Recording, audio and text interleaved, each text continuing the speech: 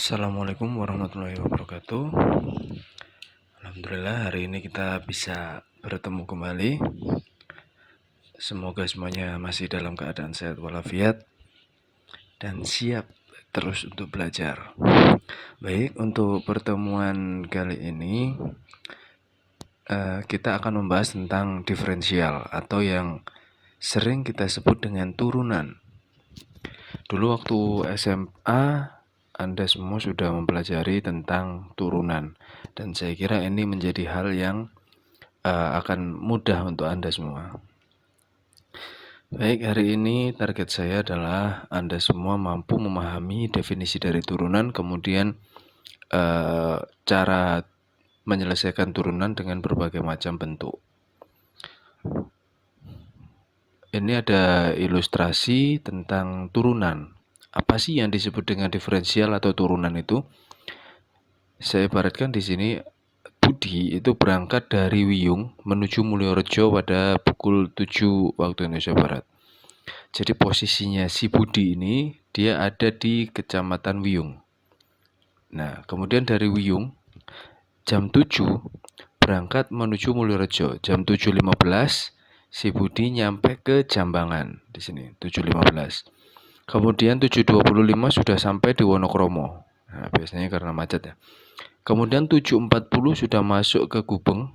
Akhirnya pukul 8.00 sudah sampai di Mulyorejo. Nah, kenapa ilustrasinya seperti ini? Jadi bisa kita misalkan jam 7 pagi ini posisi di Wiyung, kemudian 7.15 di Jambangan. Nah, di sini ada perubahan posisi. Kalau saya ibaratkan posisi itu S, kemudian waktu itu T. T untuk menunjukkan time, kemudian posisi untuk menunjukkan spot. Jadi di sini ada perubahan waktu, perubahan posisi terhadap waktu. Bisa dipahami ya. Jadi dari Wiyung ke Jambangan atau Jambangan ke Wonokromo, kemudian dari Wonokromo ke Gubeng, kemudian dari Gubeng ke Mulyorejo. Nah, di sini ada perubahan waktu. Dan otomatis kecepatannya saat Budi berkendara ini jelas naik turun. Jadi kalau diibaratkan grafiknya itu pasti naik turun. Nah, di sini terlihat yang disebut dengan kecepatan. Kalau dulu kita tahu kalau turunan pertama dari posisi vektor posisi fungsi posisi adalah kecepatan. Jadi di sini kecepatan itu adalah S per T. Nah, kalau kita dari SMP mungkin ya atau SD sudah belajar tentang kecepatan itu jarak dibagi waktu. Nah, di situ. Sehingga V itu sebenarnya ada perubahan jarak delta S per delta T. Sehingga dalam matematika sekarang di ilmu diferensial disebut dengan ds per dt. Nah, inilah yang disebut dengan diferensial. Nah, kemudian untuk memahami secara definitif seperti ini, misalkan ada grafik fungsi y sama dengan fx di sini, fx dengan titik p di sini koordinatnya c, fc, kemudian terletak pada kurva fx, dan Q ini posisinya juga terletak pada c plus h dan fc plus h. Oke, ini adalah merupakan titik sebarang pada kurva fx. Jadi kurva fx-nya di sini. Nah, maka gradien garis PQ. Nah, di sini kenapa gradien garis PQ? Karena gradien itu menunjukkan kemiringan. Bisa dinyatakan dengan kecepatan tadi. Gradien garis PQ dapat dinyatakan dengan gradien PQ sama dengan Fc plus H. Jadi bisa disimbolkan ini adalah S2-nya. Fc plus H di sini jarak kedua dikurangi betul. Fc-nya adalah jarak yang pertama. Dibagi H. H adalah selisih dari waktu kedua dikurangi waktu pertama. Jadi ini sebenarnya adalah delta S per delta T. Oke, di sini C plus H dikurangi C plus H dikurangi C, T2 min T1, sehingga diperoleh H. Kemudian di sini adalah S2 dikurangi S1 diperoleh Fc plus H dikurangi Fc. Jadi perubahan posisi terhadap waktu. Nah, dari sini karena kecepatan itu naik turun ya, istilahnya kecepatan naik turun. Nggak jelas, sehingga di sini ada, kalau saya ambil rata-ratanya itu yang berwarna merah yang pertama. Yang berwarna merah. Kemudian kalau semakin dekat, ini kan kalau jarak dari istilah di ilustrasi tadi dari Wiyung ke Mulyorejo. Kemudian kalau saya agak dekatkan, Wiyung ke Gubeng misal. Berarti grafiknya adalah kita gunakan grafik yang ungu ini, yang kedua. Nah ini kalau, oh ternyata kok beda ya miringnya. Kemudian kalau dari semakin dekat lagi, dari Wiyung ke Jambangan tadi, berarti karena semakin dekat, yang tadi asalnya jauh, kemudian saya ambil titik yang lebih dekat, kemudian ambil lagi titik yang paling dekat di sini. Berarti, jaraknya berubah lagi kecepatannya. Kecepatannya berubah lagi, kembali ke area Jambangan tadi. Nah, jadi saat H itu mendekati 0, semakin dekat jarak, maka limitnya itu akan menjadi garis singgung di titik P dengan kemiringan ini. Limit H mendekati 0 karena limitnya mendekati 0, semakin dekat gitu. Jadi bukan lagi nilai rata-rata awal, tapi menjadi rata-rata yang paling kecil. Seolah-olah ini kurva ini adalah kurva yang lurus dan semakin dekat. Ilustrasinya seperti ini kalau melengkung. Saya ambil hanya dekat sekali mendekati 0. Berarti seolah-olah kalau saya zoom seolah-olah itu garisnya lurus gini. Dari sini ke sini juga mendekati gini. Ini seolah-olah semuanya itu adalah garis lurus. Nah, jadi bisa dikatakan rata-ratanya sangat tepat nanti. Nah, inilah yang didefinisikan dengan turunan. Jadi turunan itu notasinya adalah f aksen x, kemudian definisinya f aksen x atau turunan itu sama dengan limit h mendekati 0 untuk fungsi x plus h dikurangi fx per h. Oke, jadi di sini ini yang disebut dengan definisi turunan. Jadi semua bentuk turunan itu harus menggunakan definisi ini. Kemudian ada contoh di sini fx sama dengan 3x plus 4.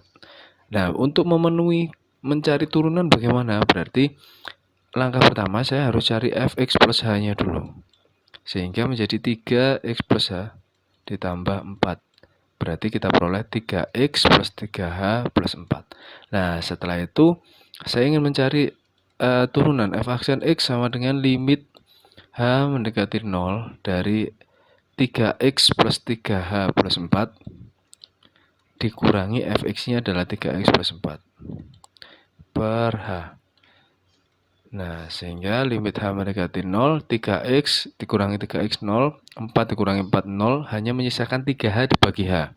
Berarti hasilnya adalah 3. Limit untuk fungsi konstan tetap konstan. Jadi, turunan dari fungsi 3x plus 4 adalah 3. Kemudian bagaimana untuk yang bentuk kuadrat? Sama saja. Jadi untuk yang bentuk kuadrat kita langkahnya tetap kita cari fx plus h-nya dulu. Sehingga kita peroleh x plus h kuadrat ditambah 2x plus h dikurangi 1. Berarti kita peroleh x kuadrat plus 2hx ditambah h kuadrat ditambah 2x tambah 2h dikurangi 1. Nah, sekarang kita cari turunannya.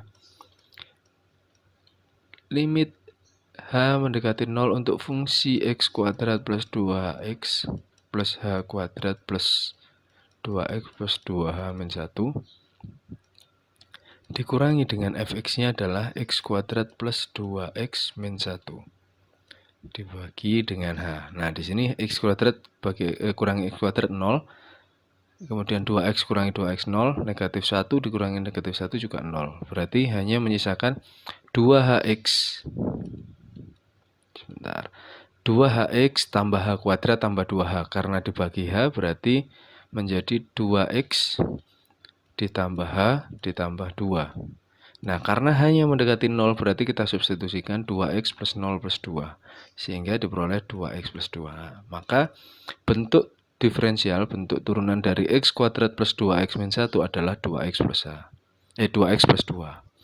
Nah, jadi dari sini jangan diistilahkan turunan itu berarti fungsinya turun secara letak, bukan, tapi kita mencari istilahnya rata-rata kecepatan. Jadi rata-rata perubahan dari titik awal hingga titik akhir.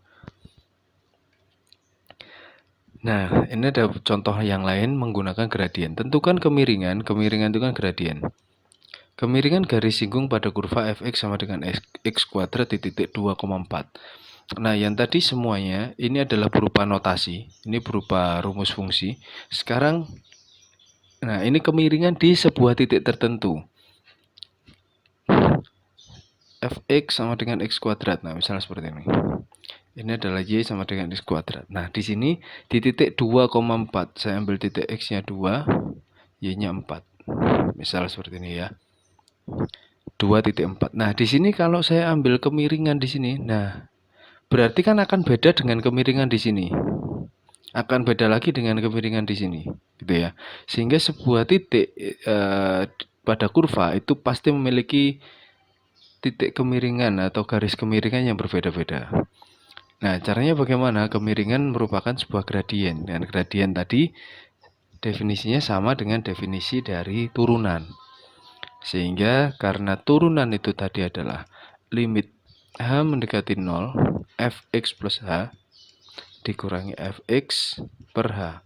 Nah, karena di sini x-nya adalah 2, kita menggunakan x sama dengan 2, maka bisa menjadi limit h mendekati 0, f2 plus h dikurangi f2. Oke, 2 plus h, sehingga kalau saya ambil fx plus h itu kan menjadi x plus h kuadrat karena fungsinya adalah x kuadrat. Sehingga kalau ini f2 plus h akan menjadi 2 plus h kuadrat. Oke, kalau saya jabarkan menjadi 4 plus 2 4h tambah h kuadrat. Dikurangi dengan f2-nya adalah x kuadrat atau 2 kuadrat 4. Berarti hanya menyisakan 4h ditambah h kuadrat ini. Hanya menyisakan 4h tambah h kuadrat. Kemudian h-nya bisa saya distribusikan keluar, maka bisa kita kanselasi, hasilnya tinggal 4 plus h. Dengan h mendekati 0, maka kita substitusikan, hasilnya menjadi 4 plus 0. Nilainya 4. Nah, sehingga kemiringan ini bernilai 4 untuk di titik 2,4. Oke, dan nanti Anda akan bisa memahami kemiringan itu nilainya macam-macam. Kalau seperti ini berarti lurus seperti ini, sejajar dengan sumbu X, maka gradiennya adalah 0. Kemudian kalau posisinya naik seperti ini, gradiennya pasti positif. Kalau turun, berarti gradiennya kurang dari 0. Nah, di sini ada dua soal latihan. Tentukan kemiringan garis kurva Y sama dengan X kuadrat plus 5 di titik 4,21. Kemudian ada tentukan kemiringan garis pada kurva Y sama dengan 3x kuadrat min 2x plus 1 di titik 3,22. Oke, silahkan Anda bisa berlatih kembali. Nanti jika ada yang masih dirasa kok saya belum paham ya Pak, silahkan video ini nanti diulang lagi. Karena salah satu keuntungan dari video adalah Anda bisa mengulang lagi materinya. Baik, saya lanjutkan. Nah, dengan definisi yang sudah diberikan sebelumnya bahwa turunan itu adalah limit h mendekati 0 untuk fungsi perubahan fx plus h dikurangi fx dibagi h. Kemudian untuk mempermudah akan muncul sifat-sifat turunan yang lain. Nah, ini untuk memudahkan. Jadi untuk praktisi Anda bisa langsung menggunakan saja. Jadi notasi umum dari turunan itu adalah f aksen x, ini yang paling terkenal. Kemudian ada bentuk lain karena fx itu adalah fungsi y ini, maka bisa dirubah menjadi y aksen. Dan ini yang paling sering digunakan karena ini adalah bentuk yang paling sederhana, karena ini jelas menunjukkan ada perubahan y terhadap x. Nah, ini yang paling sering, yang ini disebut dengan notasi dari Leibniz, karena penemunya adalah Leibniz. Nah, kemudian ada bentuk-bentuk yang jarang digunakan untuk anak sekolah, yaitu bentuk ini. Nah, nanti Anda bisa menggunakan bentuk ini. dxy, maksudnya diferensial x, diferensial terhadap x dari fungsi y, atau dari kurva y. Kemudian ada diferensial x dari fungsi x, atau juga yang paling sederhana adalah fx-nya di bawah, diindekskan. Oke, nah dari definisi yang sebelumnya ada beberapa aturan yang lebih mudah. Yang nomor satu adalah jika fx sama dengan k, maka k adalah konstan. Oke, jika fx adalah K, maka K merupakan konstan, maka turunannya adalah 0. Kenapa seperti itu? Saya contohkan seperti ini. Limit H mendekati 0. Misal fungsinya adalah fx sama dengan 4. Berarti fx plus H, karena dia tidak punya X, maka tetap 4. Sehingga limitnya turunannya ini adalah 4 dikurangi 4 per H. Berarti menjadi limit 0 per H. 0 per H berarti nilainya 0. Nah, sehingga jika fx-nya K, maka K adalah dengan K konstan, maka turunannya pasti 0. Nah, ini bentuk yang sering kita pelajari di sekolah. Kalau bentuk fx sama dengan x pangkat R, atau x pangkat N, atau ax pangkat N, biasanya tulisannya seperti ini. Fx sama dengan ax pangkat N, maka f aksen x adalah N dikali ax pangkat N min 1.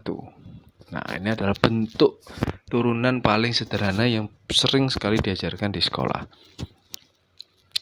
Nah, kemudian untuk bentuk yang ketiga, 4, dan 5, ini adalah bentuk yang ketiga ini masih bentuk sederhana ya. Jadi, kalau penjumlahan itu berarti kita turunkan satu-satu. Nah, saya ambil contoh gini. Kita gunakan sifat nomor 2 dan nomor 1. Misalnya 3x kuadrat plus 2x min 4. Nah, di sini f aksen x sama dengan menggunakan sifat yang kedua tadi, maka ini menjadi 2 dikali 3x pangkat 2 min 1. Ditambah karena ini x-nya pangkat 1 di sini, sehingga menjadi 1 kali 2x pangkat 1 min 1. Nah, kemudian nilai 4 ini ada konstan, berarti 0. Sehingga hasilnya menjadi 6x plus 2. Nah, maka artinya ini bisa kita turunkan sendiri, ini diturunkan sendiri, diturunkan sendiri, sehingga terpisah, bentuk cara penurunannya terpisah. Nah, kemudian untuk sifat keempat dan kelima, ini saya buat widescreen dulu. Sifat keempat dan kelima adalah saat ada fungsi dikalikan dengan fungsi atau fungsi dibagi dengan fungsi. Yang keempat, kalau dulu waktu sekolah kita sering bertemu dengan bentuk U dan V. Nah, itu sebenarnya GX ini adalah U, kita misalkan jadi U, dan HX kita misalkan jadi V. Sehingga turunannya adalah U aksen kali V ditambah U kali V aksen. Contohnya seperti apa? Contohnya gini. Fx sama dengan 3x dikali 2x plus 5, contoh. Sebenarnya ini bisa kita jabarkan ya, tapi ini contoh saja. Sehingga dari sini, ini kita peroleh U, kita misalkan. Misal, U adalah 3x, maka U aksen adalah 3, atau du per dx. U aksen ini sama bentuknya dengan du per dx. Hasilnya 3. Kemudian V sendiri adalah 2x plus 5. Kemudian kita turunkan menjadi 2. Nah, atau ini bisa disebut dv per dx. Kenapa? Karena fungsi v ini kita turunkan terhadap x. Oke, sehingga di sini kalau kita gunakan ini sebenarnya adalah g aksen x dikali hx ditambah gx kali h aksen x. Oke, atau lebih mudah kita waktu sekolah dulu kita menggunakan konsep u dan v. Sehingga dari sini kita cari u aksen kali v ditambah u kali v aksen. Berarti u aksennya adalah 3, v-nya 2x plus 5 ditambah u-nya 3x dikali v aksennya 2. Sehingga kita peroleh 6x plus 15 ditambah 6x. Hasilnya menjadi 12x plus 15. Nah, sebenarnya bentuk ini tadi kalau kita jabarkan langsung, maaf ini ya. Berarti fx sama dengan 6x kuadrat ditambah 15x. Berarti menggunakan sifat yang kedua tadi, kita peroleh turunannya adalah 2 dikali 6x pangkat 2 min 1 ditambah 15x 1 min 1. Sehingga 12x ditambah 15. Dan hasilnya sama. Oke, ini adalah bentuk yang keempat. Kemudian bagaimana dengan bentuk pembagian atau bentuk yang kelima tadi?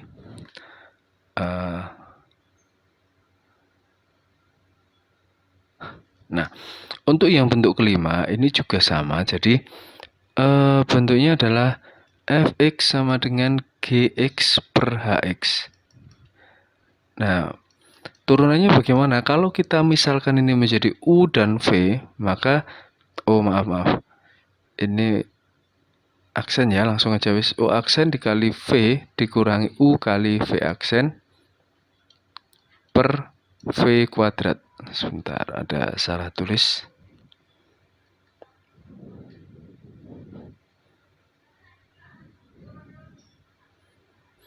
Nah, jadi GX ini kita ibaratkan jadi U, sedangkan HX kita ibaratkan jadi V. Sehingga kalau bentuk sebenarnya adalah F aksen X sama dengan G aksen X dikali HX dikurangi GX dikali H aksen X per HX kuadrat. Gini ya. Contohnya bagaimana? Contohnya seperti ini. Fx sama dengan 3x plus 5 dibagi 2x min 1 misal.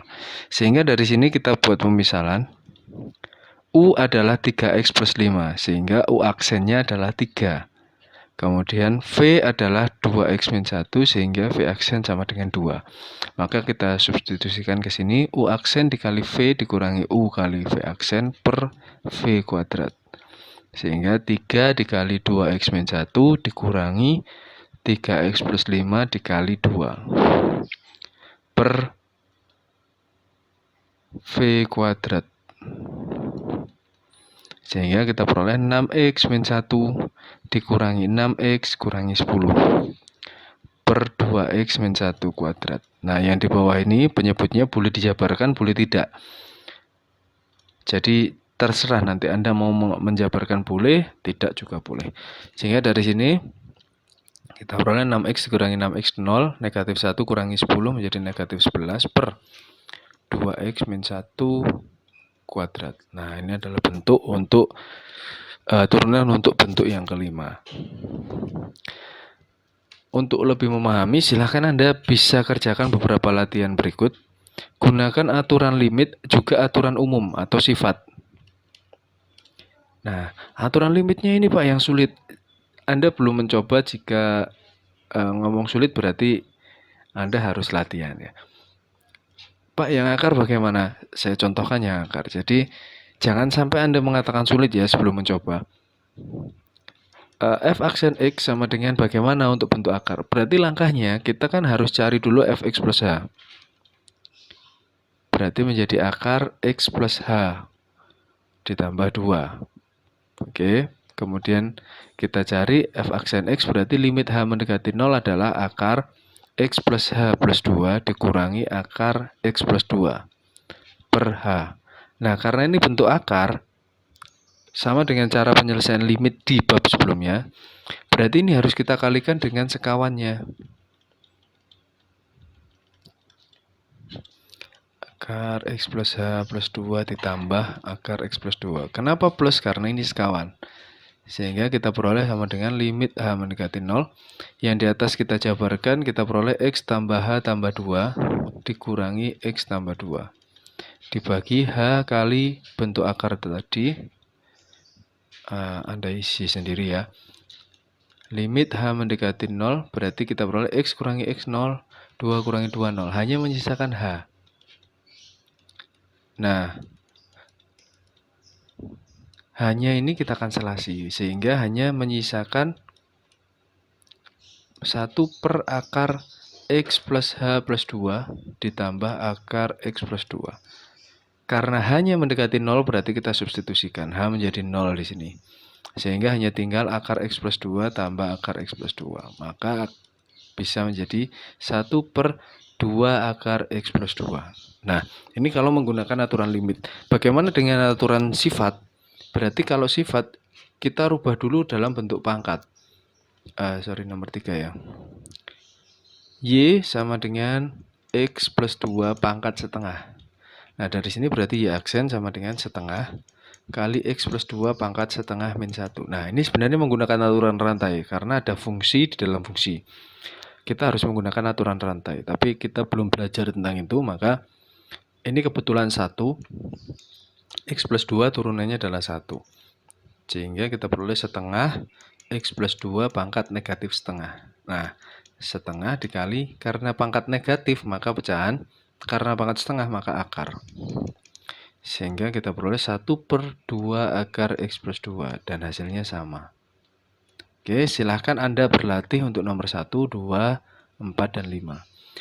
Ini berlatih, jadi tidak perlu Anda kumpulkan sebagai tugas, tapi kalau ingin dikumpulkan silahkan. Nanti akan saya review, saya cek lagi siapa yang kesulitan atau ada yang sudah betul semua, berarti alhamdulillah. Tapi kalau Anda selama pengerjaan kemudian ada kesulitan, Pak, saya kok ini merasa aneh di sini, silahkan ditanyakan via grup. Silahkan. Jadi kapanpun Anda ingin bertanya, mau siang, mau malam, silahkan ditanyakan di grup. Nah, inilah keunggulan dari belajar online karena Anda bisa bertanya di jam berapapun. Kalau dengan saya, kalau dengan yang lain saya tidak tahu. Jadi kita bisa fleksibel. Kemudian karena kita sudah paham tentang dasar-dasar dari derivatif atau diferensial atau turunan, maka kita akan lanjutkan ke turunan fungsi trigonometri. Ini kok ada coretan di sini nih. Oke, biarkan. Nah, turunan fungsi trigonometri kita masih menggunakan definisi yang lama, yaitu f aksen x sama dengan limit h mendekati 0 dari fx plus h min fx per h. Nah, berarti kalau untuk bentuk sin x, maka kita cari dulu fx plus h-nya. Fx plus h berarti menjadi sin x plus h. Nah, dari sini kita gunakan aturan di trigonometri sehingga kita peroleh sin x cos h ditambah cos x kali sin h. Nah, kemudian ini akan kita kurangi dengan sin x. Oke, fx-nya kan sin x.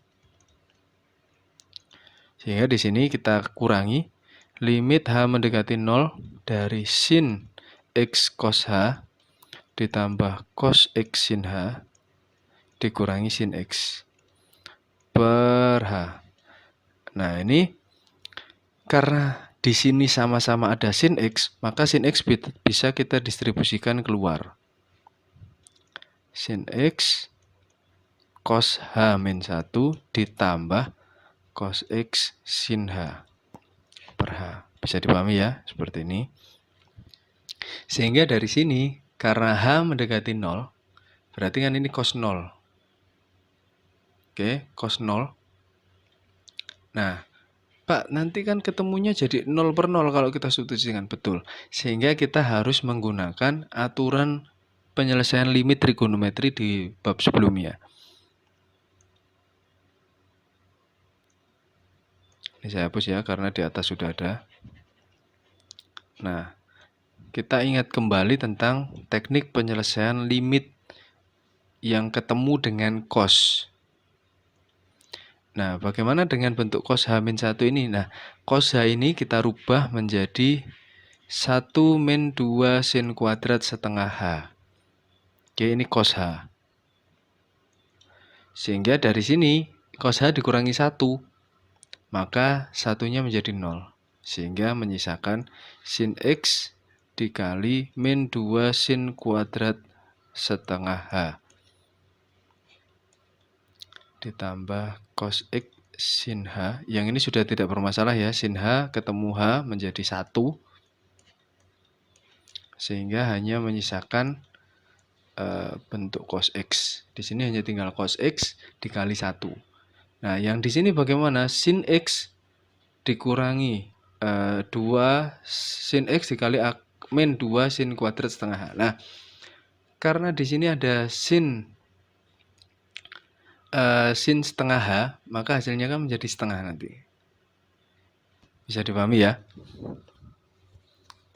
Hasilnya menjadi setengah. Oke, tapi karena sinnya mendekati 0, maka ini menjadi 0. Saya tulis di atas saja. Sin X berarti min 2 sin X dikali sin setengah H dikali sin setengah H. Oh, ada duanya ya, maaf. Per H. Nah, yang di sini nilainya kan setengah. Berarti negatif 2 dikali sin X dikali setengah dikali sin 0. Karena hanya kan 0 kan?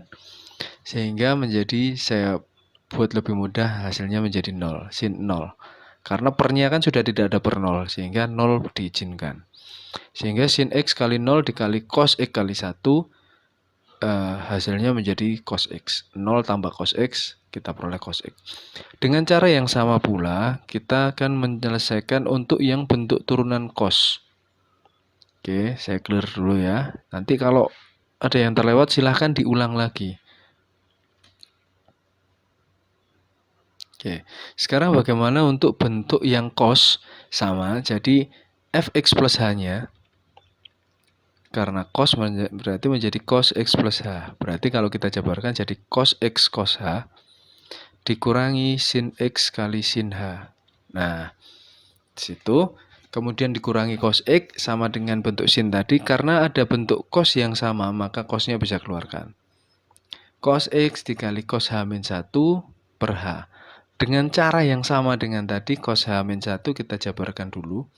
Kita peroleh menjadi 0. Sehingga cos X dikali 0 dikurangi sin X per sin H. Nah, ini nilainya kan 1. Sin H per H itu kita ingat kembali ya. Jangan sampai lupa itu. Limit X mendekati 0 dari sin X per X adalah 1. Nah, sehingga ini 1, kita peroleh cos X kali 00 dikurangi sin X kali 1 sin X. Sehingga negatif sin X. Nah, dua dasar inilah yang kita gunakan untuk menyelesaikan turunan-turunan bentuk trigonometri yang lain. Jadi kuncinya adalah saat sin kita diferensialkan hasilnya menjadi cos X. Cos X kita diferensialkan hasilnya min sin X. Min sin X kita diferensialkan menjadi min cos X. Min cos X kita diferensialkan kembali lagi ke sin X. Jadi ini berputar terus. Nah, nanti kalau ada penjelasan saya yang masih dirasa belum dapat dipahami, silahkan Anda bisa bertanya di grup matematika dasar. Kemudian di sini saya akan membahas tentang turunan fungsi trigonometri bentuk yang lain. Bagaimana Pak dengan bentuk tan? Nah, bentuk tan ini sama dengan kita menjabarkan bentuk sin dan cos. Jadi tan itu kita tahu bahwa bentuk identitasnya adalah sin X per cos X. Nah, karena berbentuk pecahan maka harus kita gunakan U dan V. Oke. U aksen dikali V dikurangi U kali V aksen per V kuadrat. Nah, di sini ada V, V-nya cos X, ini V dikali U aksen, berarti turunan dari sin X, dikurangi U sin X dikali V aksen per V kuadrat. Nah, dari situ nanti kita jabarkan cos X dikali turunan sin X adalah cos X. Kalau saya jabarkan di sini, cos X dikali cos X min sin X kali min sin X per cos kuadrat X. Sehingga kita peroleh cos kuadrat X plus sin kuadrat X per cos kuadrat X. Nah, karena cos kuadrat ditambah sin kuadrat adalah unsur identitas trigonometri yang bernilai 1, maka hasilnya menjadi 1 per cos kuadrat X. Sehingga 1 per cos adalah secant, karena ini kuadrat maka menjadi secant kuadrat X. Jadi turunan dari tan adalah secant kuadrat. Nah, cara yang sama kita gunakan untuk mencari bentuk-bentuk yang lain, baik kotan, kemudian secant atau kosekant. Oke. Jadi kita gunakan U per V. Sama semua. Silakan Anda coret-coret sendiri nanti di rumah sekaligus belajar. Kemudian bagaimana Pak kalau bentuknya misal Y sama dengan tan X dikali cos X. Nah, ini kan nanti double-double Pak. Ya enggak, kalau tan X per cos X berarti kan jadinya sin X per cos X dikali cos X. Berarti hanya tinggal sin X. Nah, oh iya Pak. Kalau saya cari bentuk yang lain, tan X dikali secant X misal. Nah, berarti kita turunkan sendiri-sendiri. Boleh menggunakan limit. Boleh menggunakan bentuk-bentuk yang sudah jadi ini boleh. Berarti kan ini menjadi U dikali V. Berarti kita gunakan U aksen, turunan dari tan. U aksen dikali V ditambah U kali V aksen. Turunan dari tan apa? Secant kuadrat. Boleh kita langsung gunakan. Secant kuadrat X dikali U. U-nya adalah V. Turunan dari secant adalah tan X secant X. kemudian ditambah dengan U tan X dikali dengan V aksen. Oh maaf, saya banyak yang salah tulis ini datanya ini. Sebentar. Saya hapus saja dulu ya. Tadi soalnya adalah Y sama dengan tan X kali secant X. Oke, berarti ini jadi U, ini jadi V. Sehingga Y aksen sama dengan U aksen dikali V ditambah U kali V aksen. U aksennya adalah turunan dari tan, sehingga kita peroleh secant kuadrat X. Dikali V-nya adalah secant X, ditambah dengan U-nya adalah tan X, dikali V aksennya adalah turunan dari secant, yaitu tan X kali secant X. Sehingga kita peroleh secant pangkat 3X ditambah tan kuadrat X, tan kuadrat X dikali secant X. Nah, ini juga boleh. Seperti ini saja cukup. Oke, jadi Anda silahkan nanti mencari soal-soal di internet atau mencari soal di bukunya Purcell boleh. Silahkan nanti Anda kerjakan. Kemudian kalau ada masalah bisa Anda tanyakan. Kemudian untuk bentuk yang berikutnya adalah teknik turunan menggunakan aturan rantai atau chain rule. Karena chain itu kan artinya rantai ya. Chain rule, aturan rantai. Nah, tadi di awal saya sudah sedikit menyinggung tentang aturan rantai saat ada akar X plus 2. Apa sih yang dimaksud dengan aturan rantai ini? Sebenarnya aturan rantai ini digunakan untuk mendiferensialkan bentuk yang fungsinya fungsi komposisi. Masih ingat ya, fungsi komposisi F bundaran Gx, artinya F melanjutkan Gx. Berarti di dalam fungsi F itu ada fungsi Gx. Oke, ibaratnya seperti ini. 2x plus 4 pangkat 7. Nah, di sini kan ada fungsi yang lebih besar yaitu U, misal ini U pangkat 7. Oke, U pangkat 7. Tapi di dalam U ini ada fungsi 2x plus 4. Nah, ini yang disebut dengan penggunaan aturan rantai nanti. Nah, jadi andaikan ada fungsi Y, ada fungsi Y sama dengan FU dan U itu adalah Gx. Jadi di dalamnya ini, dalam fungsi F ini ada U itu Gx. Oke, sehingga kita peroleh dy per du itu dy per dx itu adalah dy per du dikali du per dx. Jadi sebenarnya intinya sama, dy per dx. Hanya saja kita harus melalui jembatan du ini. Contohnya ini, tentukan dy per dx dari fx sama dengan sin 2x plus 3. Nah, di dalam fungsi sin ini ada fungsi lain. Oke, di dalam fungsi sin ini ada fungsi lain. Nah, kita ibaratkan si 2x plus 3 ini adalah u. Sehingga bentuk fx-nya, fx besar ini adalah sin u. Oke, fx adalah sin u. Nah, karena sin u bisa kita diferensialkan langsung, tapi karena variabelnya u, maka kita rubah jadi dy per du. Y aksen tetap y aksen, tapi y aksennya adalah dy per du. Oke, dy per du berarti turunan dari fungsi sin adalah cos. Cos u dikali, nah u-nya adalah 2x plus 3, maka saat kita diferensialkan terhadap x, du per dx adalah 2. Sehingga dy per du kali du per dx adalah cos 2u dikali u. Dikali 2, cos u dikali 2 atau 2 kali cos u. U-nya kita kembalikan ke bentuk asal yaitu 2x plus 3. Nah, sehingga seperti ini. Nah, contoh lain seperti ini. Untuk fungsi yang y sama dengan 2x plus 4 pangkat 7 bagaimana? Nah, berarti kita misalkan juga, misal 2x plus 4 itu adalah u. Oke, berarti du per dx adalah 2. Nah, dari sini berarti fungsi y ini berubah menjadi u pangkat 7. Ya, berarti kita turunkan terhadap u. dy per du sama dengan 7u pangkat 6. Nah, karena syarat-syarat ini sudah terpenuhi, kita sudah ambil ini, maka dy per dx adalah dy per du dikali du per dx. Sehingga kita peroleh 7u pangkat 6 dikali 2. Berarti kita kembalikan ke bentuk semula, u-nya adalah 14, 2x plus 4 pangkat 6. Nah, untuk lebih menyederhanakan bentuk aturan rantai ini saya clear dulu. Dan nanti kalau saya terlalu cepat silahkan diulang. Untuk menyederhanakan bentuk aturan rantai, Y sama dengan 2X plus 4 pangkat 7. Bagaimana cara menurunkan? Nah, kita tahu di sini bentuk tertingginya adalah pangkat 7 ini kan, bentuk terluarnya. Maka Y aksen sama dengan 7 kali 2X plus 4 pangkat 6. Karena dikurangi 1 kan, sifat yang kedua tadi. Dari sini, karena ini ada fungsi, berarti kan ini juga berhak kita turunkan. Turunannya adalah 2, sehingga kita peroleh 14 kali 2X plus 4 pangkat 6.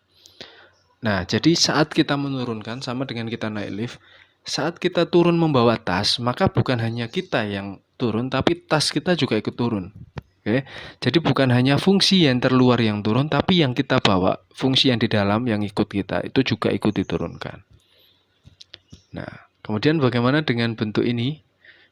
Sin 2x plus 3 secara sederhana. Sin 2x plus 3 berarti sin itu kan turunannya cos. Cos 2x plus 3. Nah, karena ini ada fungsi yang belum kita turunkan berapa? 2. Sehingga hasilnya adalah 2 cos 2x plus 3. Oke, semoga paham ya. Nah, kemudian bagaimana dengan bentuk yang kuadrat? Nah, kuadrat ini berarti kita ada 3 fungsi. Oke, Y sama dengan sin 2x plus 3 yang dikuadratkan. Nah, secara sederhana, kita bisa menyelesaikan seperti ini. Ini bentuk asalnya ya, dy per du kali du per dv kali dv per dx. Anda pahami, jadi ini sama dengan bentuk sebelumnya, hanya saja fungsinya menjadi lebih banyak. Jadi secara sederhana seperti ini. Sin 2x plus 3 pangkat 2. Berarti 2 ini adalah bentuk yang tertinggi. 2 sin 2x plus 3 pangkat 1. Gitu kan. Nah, di dalamnya ini ada fungsi sin. Berarti kita turunkan. Dikali cos 2x plus 3. Oh, ternyata di dalamnya itu masih ada dalam. Yaitu 2x plus 3. Berarti turunannya adalah 2. Sehingga kita peroleh hasilnya 4 sin 2x plus 3 dikali cos 2x plus 3. Nah, oke, hasilnya sama dengan penggunaan aturan rantai yang secara detail. Nah, ini ada beberapa latihan. Silahkan nanti Anda selesaikan. Karena dengan berlatih saya yakin Anda akan bisa memahami dengan lebih baik. Kemudian ada yang disebut dengan turunan tingkat tinggi. Nah, karena tingkatnya ada di tempat yang tinggi, ibaratnya kalau kita turun tangga, tadi kita posisi di sini, kemudian kita turunkan. Tapi bukan turun yang seperti ini ya sebenarnya, ini hanya ilustrasi saja seolah-olah. Jadi turun, kemudian karena tingkatnya sangat tinggi, berarti kan saya turun lagi. Saya turun lagi sampai saya mencapai dasar. Tapi sebenarnya turunan tingkat tinggi ini tidak pernah ada dasar. Oke, simbolnya kita simbolkan menggunakan F aksen X untuk turunan pertama. Kemudian turunan lagi menjadi F double aksen. Kita turunkan lagi F triple aksen. Kita turunkan lagi, loh kok banyak sekali Pak? Ya boleh saya buat F 4X. Menjadi angka Romawi. Jadi F 9X. Oke, begitu ya. Dan seterusnya ini maksudnya. Oke, jadi konsepnya adalah ada fungsi turunan yang kemudian kita turunkan lagi. Jadi turunan dari dy per dx menjadi yang turunan kedua adalah d kuadrat y per dx kuadrat. Oke, itu adalah turunan dari dy per dx terhadap dx. Oke, kemudian kalau bentuk yang ketiga juga sama. Ini ada contoh. Tentukan f aksen x, f double aksen x, dan f triple aksen x dari fx sama dengan ini. Kita langsung gunakan aturan sifat yang kedua sehingga 4x pangkat 4 menjadi 4x pangkat 3. 2x pangkat 3 berubah menjadi 6x kuadrat. 3x kuadrat menjadi 6x. 12-nya jadi konstan 0. Berarti f double aksen kita turunkan lagi nih menjadi 12x kuadrat min 12x tambah 6. Kita turunkan lagi turunan yang ketiga menjadi 24x min 12. Bagaimana dengan turunan keempat? Berarti 24. Turunan kelimanya baru nilainya 0 dan ini sudah ada di dasar. Oke, karena 0 kan sudah konstan paling kecil ya, jadi tidak perlu diturunkan lagi. Diturunkan lagi ya 0 lagi, turunkan lagi 0 lagi. Sebenarnya tidak ada batasnya. Tapi kalau sudah 0 ya sudah. Oke, silahkan Anda berlatih lagi. Ini soalnya sama dengan aturan yang soal sebelumnya, aturan rantai, tapi ini kemudian nanti Anda lanjutkan turunannya. Tadi di latihan sebelumnya adalah soal ini, tapi ini Anda turunkan lagi. Jadi turunan pertama saya kira Anda akan sudah terjawab di latihan sebelumnya.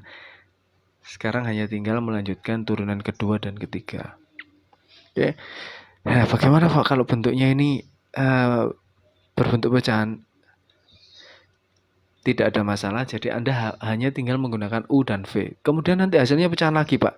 Ya berarti gunakan lagi U dan V lagi, dan seterusnya. Baik, untuk minggu berikutnya saya harap Anda belajar secara berkelompok. Jadi Anda mempresentasikan satu persatu. Di sini ada 6 topik yang sudah saya bagi. Nanti silakan Anda bagi secara kekeluargaan. Jangan ada gontok-gontokan. Tapi nanti kalau Anda meminta, Pak Sanda aja yang membagi. Nah, silakan, maka akan saya bagi secara random. Oke, akan saya bagi secara random berdasarkan sistem. Jadi, Anda bisa memilih sendiri kelompok, tapi jika Anda merasa Pak Sanda aja dah yang membagi supaya lebih adil mungkin seperti itu, maka akan saya ajak secara sistem. Silakan. Jadi di sini ada 6 materi. Saya harap setiap pertemuan kita bisa presentasi 3 materi. Nah, jadi tugasnya apa? Tugasnya adalah Anda membuat makalah tentang aplikasi turunan ini. Kemudian presentasikan dengan baik. Nah, makalah di sini Anda bisa makalah sederhana saja, tidak perlu latar belakang, tidak perlu tujuan, tidak perlu. Jadi isinya adalah berupa artikel yang Anda menjelaskan tentang aplikasi-aplikasi turunan ini. Jangan lupa di dalamnya ada konsep, kemudian ada contoh. Kalau lebih baik lagi ada latihan soal untuk diberikan ke kelompok yang lain. Nah, di sini kita akan bertemu via Zoom. Anda presentasikan secara bergiliran. Oke. Untuk minggu depan adalah kelompok 1, 2, dan 3. Tapi demi keadilan, silakan artikelnya ini diunggah semuanya minggu depan. Oke. Semuanya minggu depan. Berarti tanggal 22 Desember. Oke, pas hari Ibu ya. Tanggal 22 Desember 2020. Oke. Oke, kalau ada pertanyaan silahkan nanti ditanyakan di grup WhatsApp. Baik, semoga hari ini menjadi manfaat untuk kita semua.